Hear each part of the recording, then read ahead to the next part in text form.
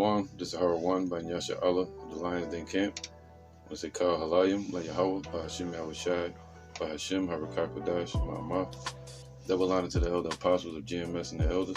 Shalom to you, Akim and Akwati, my children that believe in sincerity and truth around the four corners of the earth.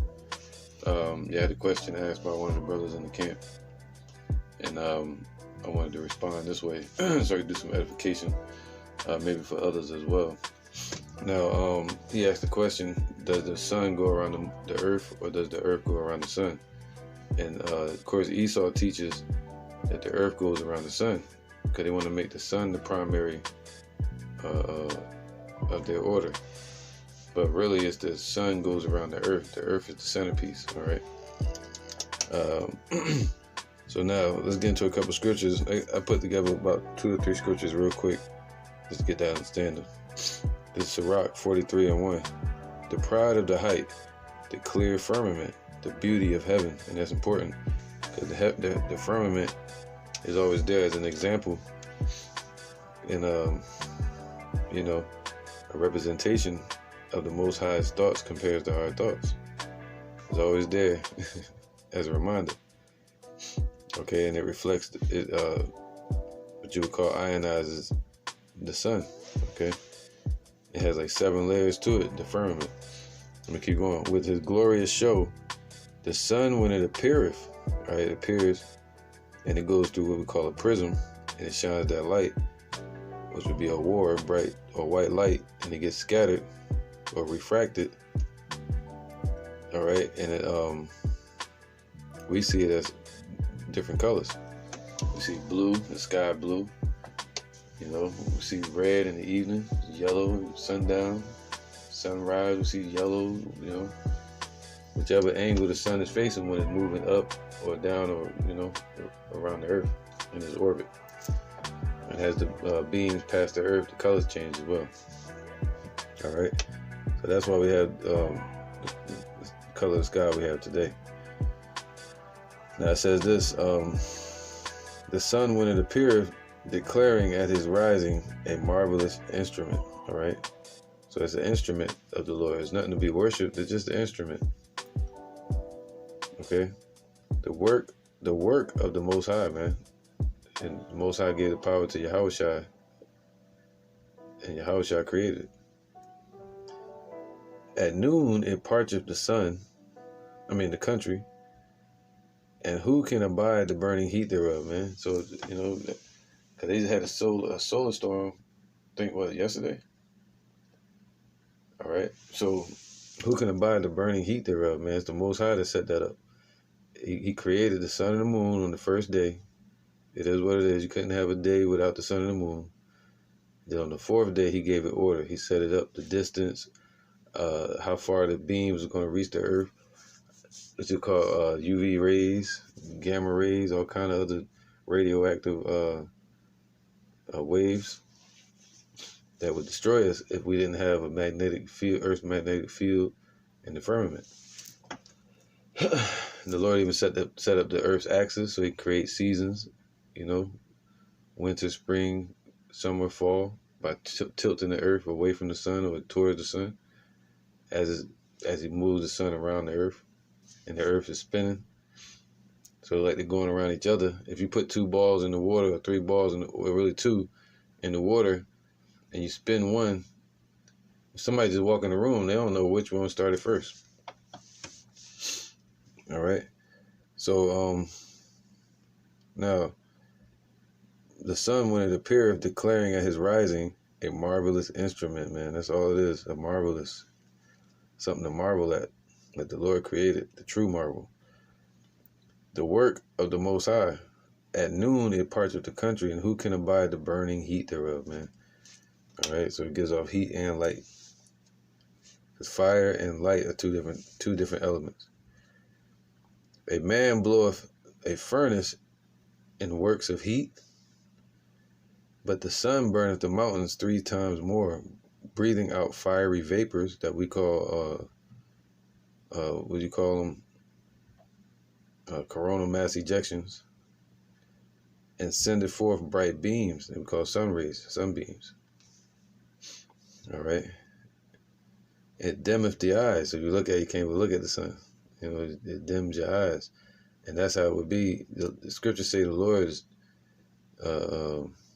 10 times brighter than the sun.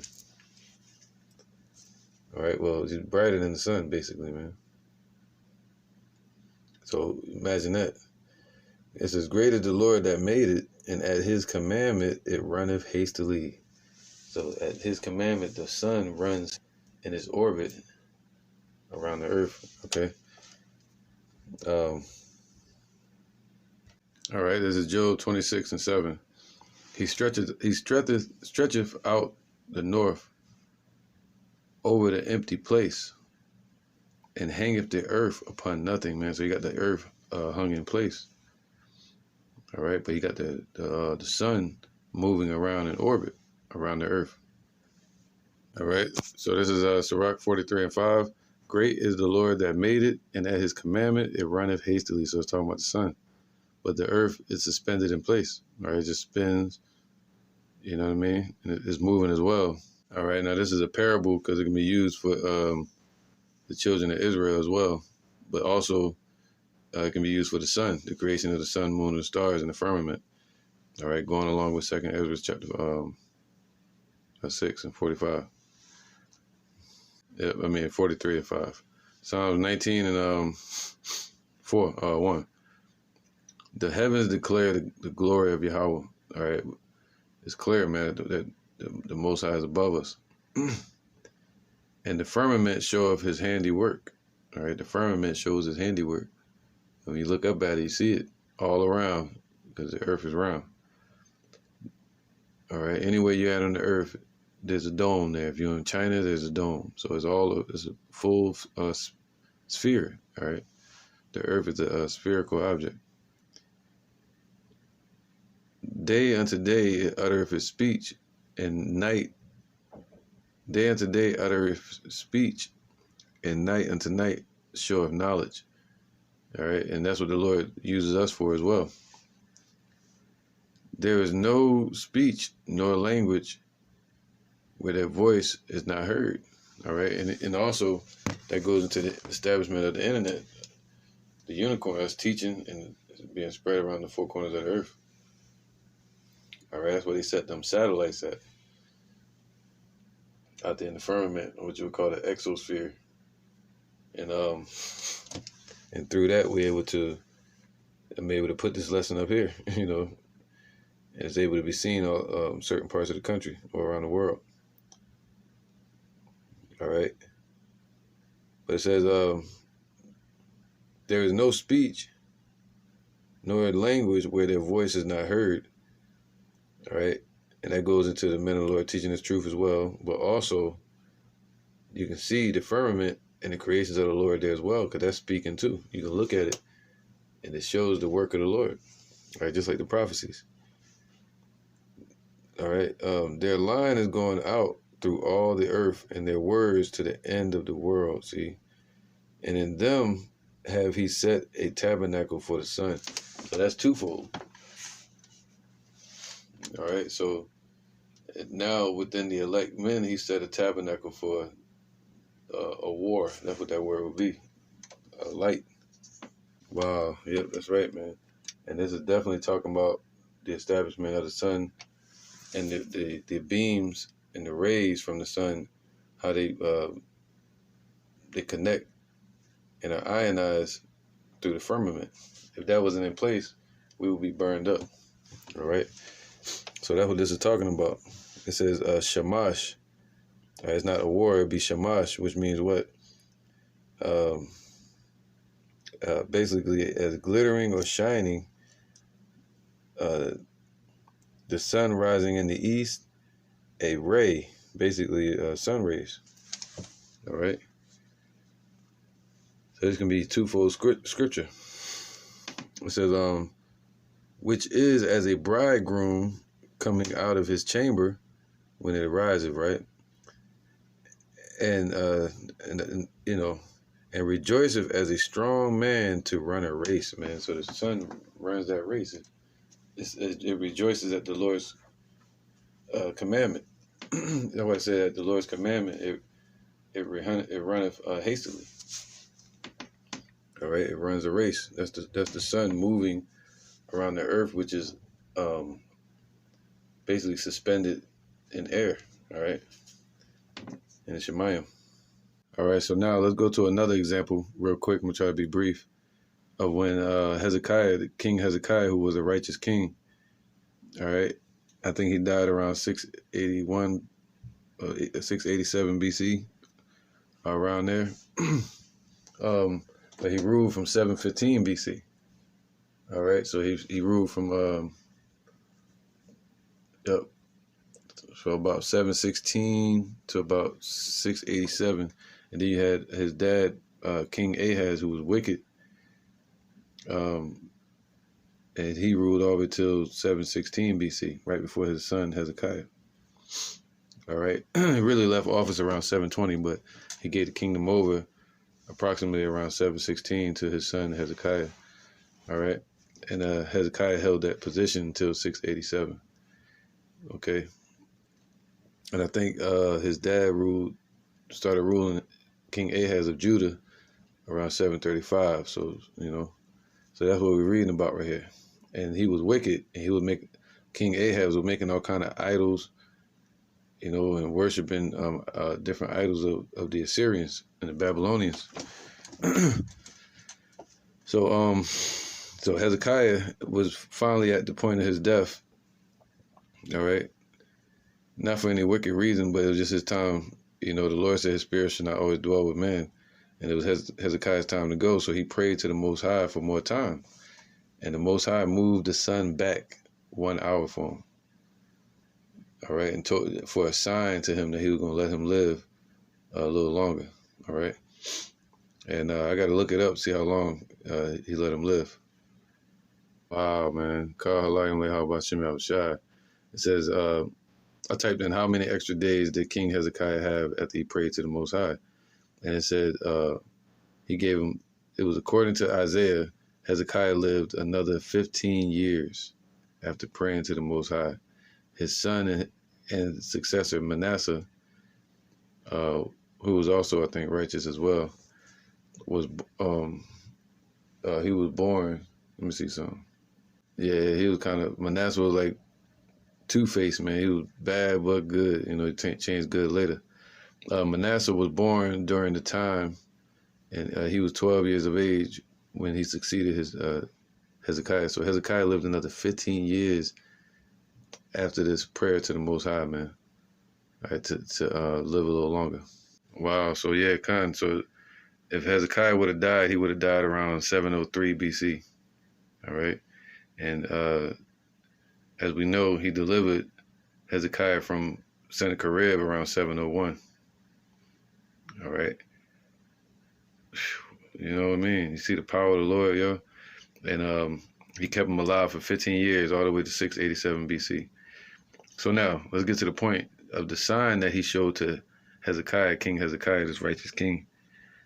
He used what was called the Sundial of Ahaz. All right, a sundial was what they used to read the hours and the time with. It was just to use it for the time. And it was a beautiful process, man. The same way you can use it on your table to create refraction, which would be the scattering of light, separation of light. You can use a water glass, all right, put it in the sunlight, pure white light, and it would scatter or change it to a prism, or the water would be the prism, just like the firmament, and then it would be changed into a spectrum of colors, right, separated. It's called a rainbow. And they would use that to create that process. Let me get this, check this out. All right, this is called the Sundial of Ahaz, man. And that's how it looked right there. It's cool, right? Look at the Lashawan Kodash, the writing on the bottom. Look at that. Man. You see it? They got the Hebrew writing down there. So, so this was called the Sundial of Ahaz. You see the line? Like these counted for hours, okay? you know, when it would move back 10 or forward. So now let's see what the Lord did with it. All right. So now, and Hezekiah would use this sundial. People used it, but it was Ahaz that created it. All right. He created the sundial. Okay. Now it says, 2 Kings 20:8, and Hezekiah said unto Isaiah, what shall be the sign that Yahweh will heal me? All right. And that I shall go up into the house of Yahweh the third day. And Isaiah said, the sign that thou have of the Lord, that Yahweh will do the thing that he have spoken, the shadow, shall the shadow go forward 10 degrees or go back 10 degrees? So he's asking him, what do you want for proof that the Lord is going to keep him alive? He said, you want the sun to go forward 10 degrees within an hour, or you want it to go back an hour? All right, 10 degrees. So the sun was moving, you get what I'm saying, forward and back around the earth. So it shows even more proof that the sun goes around the earth. It says, and Hezekiah answered, it is a light thing for the shadow to go down 10 degrees, an hour. Nay, but let the shadow return backward toward 10 degrees. All right. So instead of going forward, you wanted to go back an hour. So the Lord can reverse time. And Isaiah the prophet cried unto Yahweh, and he brought the shadow 10 degrees backward, by which it had gone down in the dial of Ahaz. Now let's read about that dial of Ahaz. All right, it says, it is known as the dial of Ahaz, the sundial, right? What they would use to tell time, or what time of day it was. After the king of Judah, who supposedly, so it was named after the king of Judah, Ahaz, all right, who was ruling around 735 BC all the way until 716. And his son Hezekiah, King Hezekiah, took over after him, and he kept that sundial. So it is known as the dial of Ahaz, and spoken of in the scriptures, after the king of Judah, who supposedly invented the sundial in the 8th century BCE. All right, so basically around the 7th century. Filling the sundial's bowl with water refracts light. See that? All right. So our people were wise, man. Get this. All right, now I'm gonna read this real quick, not to get too deep into the story with Daniel and Shadrach, Meshach, and Abednego, whose true names were called Azariah, Mishael, and Hananiah. All right, they were all Israelites. I know Daniel was from the tribe of Judah. Okay. Now, I'm gonna read this real quick because they represent us and our people. It says, Daniel 1:7. As for these 4 children, Yahweh gave them knowledge and skill in all learning and wisdom. And Daniel had understanding in all visions and dreams. All right. Now, if you take that and you corrupt it, our people become what? They overpass the deeds of the wicked. People like King Ahaz, man, he started doing idol worship and shit. But he did create that sundial, just like somebody creating a watch or a way to tell time. All right. But he started worshiping idols. Now, Yahweh gave them knowledge and skill in all learning and wisdom, and Daniel had understanding in all visions and dreams, and in all matters of wisdom and understanding. Verse 20. All right, so that the king required of them. Okay, let me get this point. All right, he found them 10 times better than all the magicians and astrologers that were in all his realm. So astrologers, they be reading the damn stars and shit and worshiping the damn heavens, stars, sun and moon and stars. This is Wisdom of Solomon 7 and 17. All right, because you got a lot of idiots that think we're not supposed to know these things, but the Lord blessed us to know through his scriptures. You got to understand it. Wisdom of Solomon 7 and 17. For he have given me certain knowledge of the things that are, namely to know how the world was made. All right, so he taught us how the world was made through his scriptures. All right, and the operation of the elements. All right, the elements like what they call atoms, and the operations of the elements, the fire, wind, the sun, moon, and stars, ice, the earth, all the metals that come of it, gold and silver and all these things, man. Where is it at? He also gave us the knowledge, certain knowledge, in the beginning of time, in ending, in the midst of times, through the prophecies, right? How everything began, and how it's going to end, and why it ended certain ways, and the alterations, right? So that's the point. And the alterations, how it's changing, of the turning of the sun. So the sun is always moving, and the change of the seasons, and the circuits of years, man. So you get years from the sun going around the circuit in orbit around the earth. All right, so it turns and it moves around the earth. And the positioning of the stars. So the Lord set them all in position. All the stars we're looking at today out in outer space. All right, so this is yeah, man. So the Lord blessed us to understand this. So I'm gonna read this again. It says, "It is known as the dial of Ahaz after the king of Judah, who supposedly invented the sundial in the 8th century, around the 7th century, really, BCE.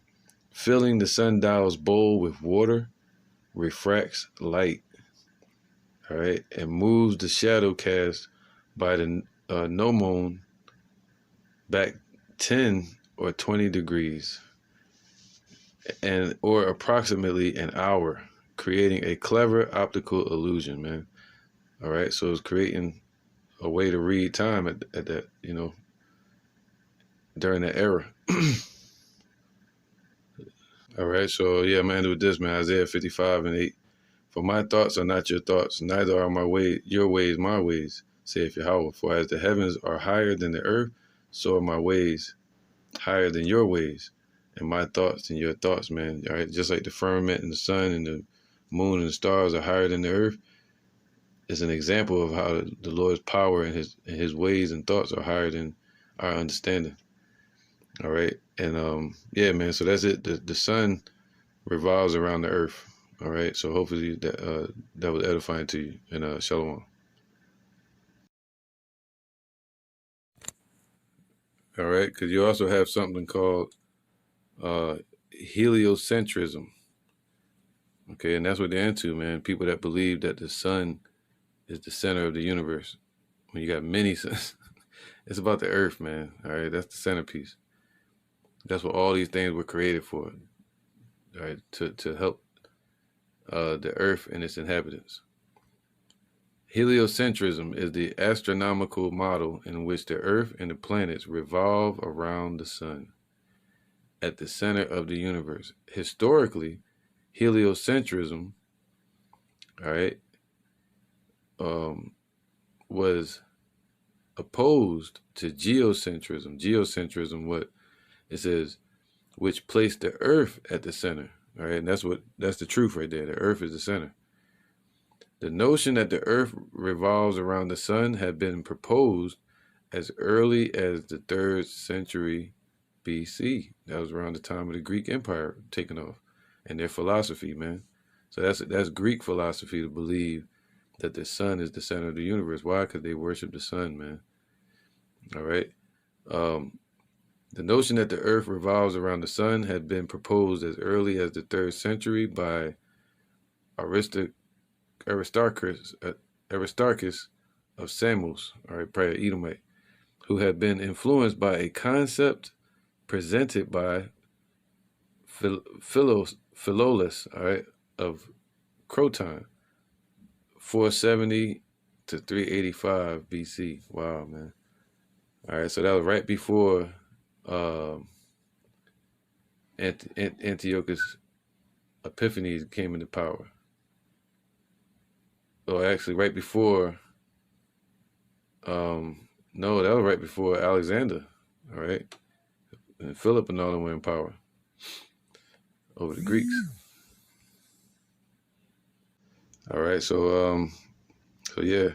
Now it says in the, all right, and there was also a little around the time of the establishment of the Greek Empire. Okay, so now let's keep going. In the 5th century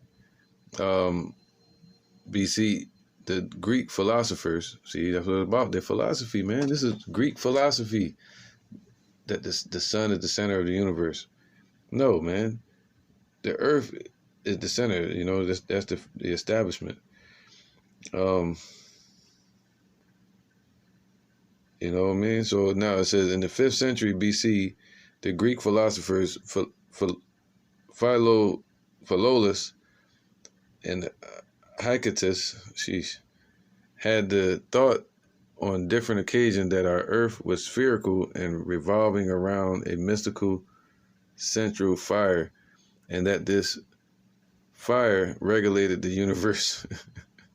So yeah, man, they introduced that around the 3rd century. In medieval Europe, however, Aristarchus' Heliocentrism attracted little attention, possibly because of the loss of scientific works of the Hellenistic period, man.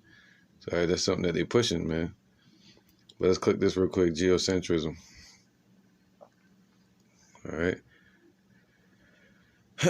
In astronomy, the geocentric model, also known as geocentrism, often exemplified specifically by Ptolemaic system, is a superseded description of the universe, man, with Earth at the center, all right? Under the try to make it sound all complicated, man. Geocentric model, the sun, moon, stars, and planets all orbit the Earth, and that's correct. The geocentric model was predominant description, the predominant description of the cosmos in many ancient civilizations. See, in ancient times, they already knew this. But it was these modern Greeks, once the Greeks came in power, started Hellenizing everything, and even the damn Ptolemy, you couldn't trust them either. It says, such as those of Aristotle in classical Greece, and Ptolemy in Roman Egypt. So at least Ptolemy knew that, even though he was an Edomite. All right. So yeah, man. Let me get this. Let's read this real quick. It says 2 observations supported the idea that the Earth was the center of the universe. First, from anywhere on Earth, the sun appears to revolve around the Earth once per day. Wow, ain't that something? While the moon and the planets have their own motions, they also appear to revolve around the Earth about once per day. The stars appear to be fixed on a celestial sphere, rotating once each day about an axis through the geographic poles of the Earth. The second observation that supported the idea that the Earth is the center of the universe, it says this. Second, the Earth seems to be unmoving. It's hung on nothing, right? As I read earlier. Unmoving from the perspective of an earthbound observer, it feels solid, stable, and stationary. Isn't that something, man? So, right? So the Earth is the center of the universe, and it's basically hung and suspended in midair. All right, and it's stationary. All right, man. It says 2 Peter 1:16. For we have not followed cunningly devised fables, man. That's what that is. Basically, a made-up story. That's what a fable is. A made-up story, man. All right, they made that up. That's their philosophy. But we don't follow that. All right, and it's cunningly devised. All right. When we made known unto you the power and coming of our Lord Yahweh Shai, but were eyewitnesses of his majesty. So I'm at it there, man, because basically you got these people worshiping Sunday, and Solar, which is a pagan idol. All right, but the Lord said what? That basically the earth is the centerpiece, man, as I've proven through the scriptures just now, man. So with that, I'm going to say, Shalom.